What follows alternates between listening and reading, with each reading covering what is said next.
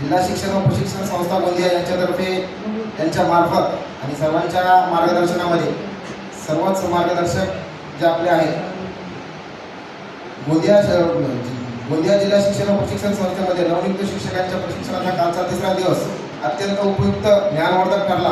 कालच्या प्रशिक्षणाचा उद्देश शिक्षकांना नवीन शिक्षण पद्धती, शैक्षणिक कौशल्य, मूल्य आधारित अध्यापन आणि तंत्रज्ञानाचा वापर याबाबत मार्गदर्शन करणे असा होता।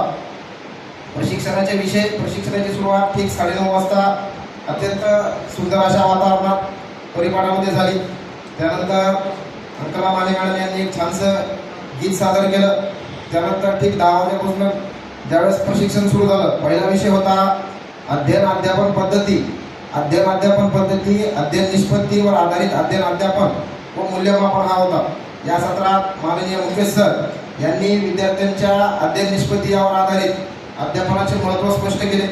प्रभावी मूल्यमापन व शिक्षण प्रक्रियेचा परस्पर संबंध कसा असावा यावरही चर्चा करण्यात आली। कालच्या सत्राचा दुसरा विषय होता बहुविध बुद्धिमत्ता व सामाजिक आणि भावनिक अध्ययन